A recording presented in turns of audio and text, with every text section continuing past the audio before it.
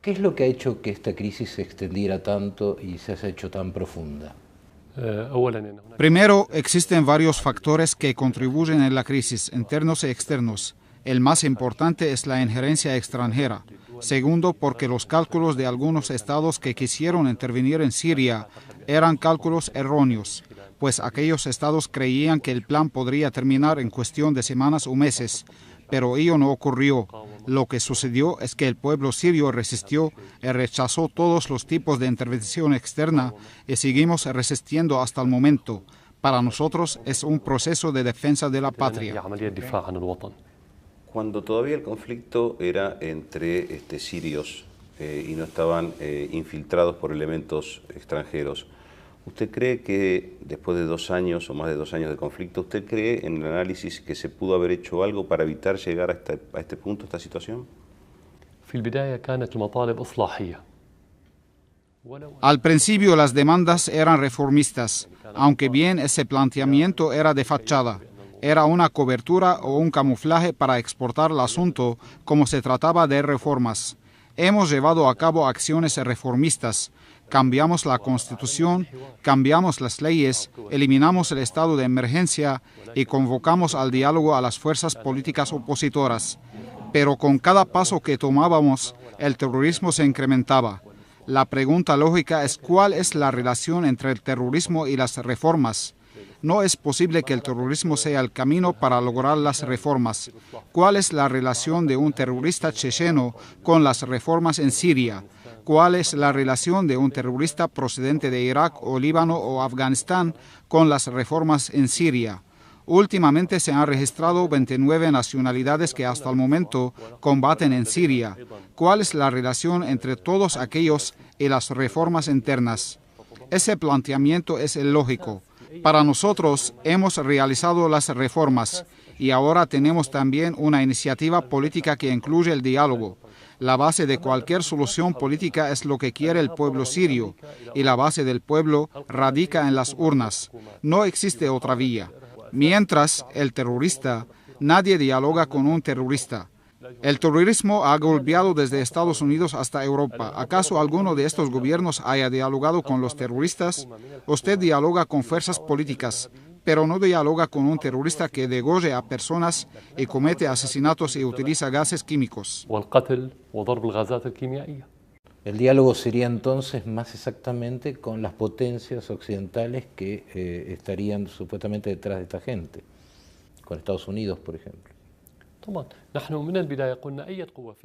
Seguro, nosotros desde el principio dijimos que dialogamos con cualquier fuerza interna o externa. No hay problema, siempre y cuando que la fuerza no porta armas. Nadie puede portar un fusil y venga a dialogar al mismo tiempo. Esta es nuestra condición en pro de facilitar una solución política.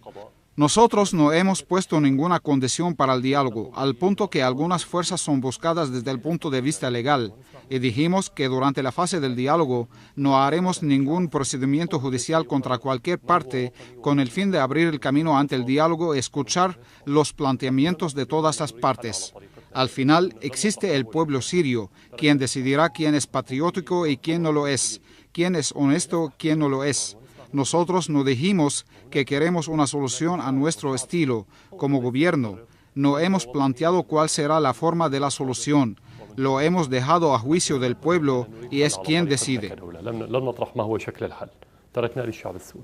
Estados Unidos ha dado múltiples señales de que no quiere intervenir, lo dijo el vicepresidente Biden, lo dijo antes el presidente Obama, pero el canciller Kerry ha dicho últimamente que un diálogo tendría que incluir esta posibilidad que le señala mi colega. De ahí la pregunta, digamos, si se llega a ese punto enorme de un gran acuerdo internacional, esa condición posiblemente sea una herramienta suya para la paz. No sé si Kerry o cualquier otro tuvo el permiso del pueblo sirio para hablar en su nombre sobre quién debe irse o quién debe quedarse.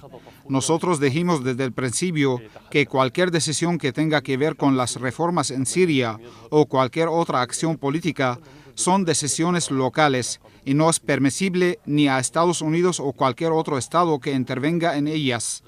Este es un asunto definido en Siria. Somos un estado independiente, un pueblo que se respete a sí mismo, y no aceptamos que nadie nos dicte lo que debemos hacer, ni Estados Unidos ni cualquier otro estado, para ser precisos y claros. Por ello, esta probabilidad la define el pueblo sirio, en específico. Usted va a elecciones, presenta su candidatura. Existen dos probabilidades, o ganas o pierdes. Estas son probabilidades, y la probabilidad no es que vayas a la conferencia y decides un asunto que no haya decidido el pueblo. Este es el primer punto. Por otra parte, el país está en crisis y cuando el barco enfrenta una tormenta, pues el capitán no huye. El capitán del barco no huye de la tormenta. Lo primero que hace es enfrentar la tormenta y dirigir el barco hacia la seguridad. Y cuando entonces se toma la decisión en este asunto. Cualquier renuncia del presidente a sus responsabilidades actualmente y bajo cualquier concepto constituye una huida de la responsabilidad. Y yo no soy una persona que huye de sus responsabilidades.